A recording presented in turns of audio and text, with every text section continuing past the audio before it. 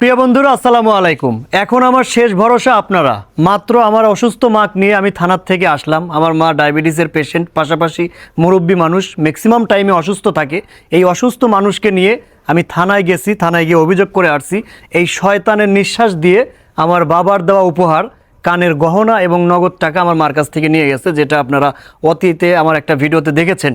এবং আপনাদের কাছে আমার একটা অনুরোধ থাকবে, আমি স্ক্রিনে সেই সমস্ত বাটপারদের ছবি লাগায় দেব যারা আমার এই অসুস্থ মা এবং নিরীহ মা, যে কখনো কারোর সঙ্গে দুইটা কথা নিয়ে গ্যালজাম করে না, বা আমার জ্ঞানের পর থেকে কখনো দেখি নাই কারোর দুই পয়সার ক্ষতি করছে বা অন্যায় করছে। আমার মা একজন ধার্মিক ব্যক্তি, পাশাপাশি একজন নিরীহ মানুষ, কখনো কারোর সঙ্গে উঁচু গলায় কথা পর্যন্ত বলে না। আমি সকালবেলা ঘুম থেকে উঠে দেখি আমার মা নাই, আমার ওয়াইফ বলল বাজার করতে গেছে। আপনারা জানেন আমি রাজশাহীতে থাকি, আমি ঢাকাতে আসছি গাজীপুরে আমার মার বাসায় একটু বেড়ানোর জন্য, পাশাপাশি ডক্টর দেখাবো। এটা আমার থানার অভিযোগের কপি। আমি থানায় মাত্র অভিযোগ করে আসলাম, রাত বাজে 11:10। আমার অসুস্থ মাক নিয়ে আমি থানার থেকে আসলাম। তো আমার শেষ ভরসা আপনারা দয়া করে এই ভিডিওটা ব্যাপক পরিমাণে শেয়ার করবেন। আমি যদি কখনো আপনাদের মনে হয়ে থাকে যে না, হাশেম ভাই দেশ এবং দেশের মানুষের জন্য কথা বলে, তাহলে আপনাদের কাছ থেকে আমি সহযোগিতা চাইব। এই ভিডিও আপনারা অনেক শেয়ার করবেন, যাতে করে বাংলাদেশের প্রত্যেকটা মানুষ এদের যেন চিনতে পারে। আমার মা একজন নিরীহ মানুষ, আমার মা মানে আপনাদের মা। আজকে এই ঘটনা যেন আগামীতে আপনার মার সঙ্গে না ঘটে, এই কারণে এই ভিডিওটা ব্যাপক পরিমাণে ছড়াইয়া দিবেন।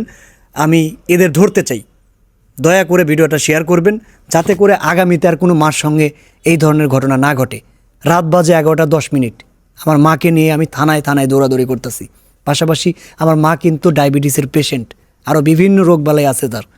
সে মোটেও সুস্থ না, অসুস্থ একজন মানুষ।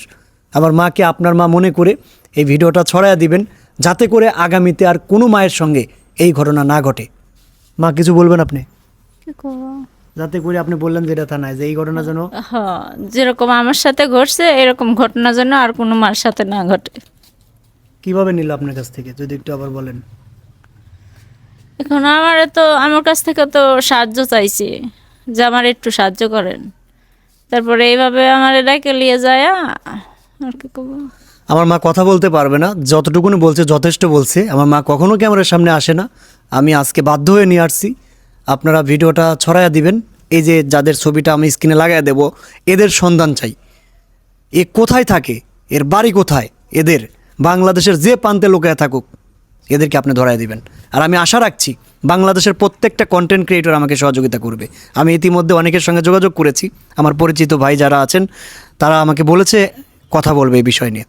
আপনারা নিজ নিজ জায়গার থেকে, আপনার কর্তব্যের জায়গার থেকে ভিডিওটা ছড়ায় দিবেন, এবং বাংলাদেশের প্রত্যেকটা কন্টেন্ট ক্রিয়েটর আমার পাশে এসে দাঁড়াবেন। আমি এই সমস্ত বাটপারদের ধরতে চাই।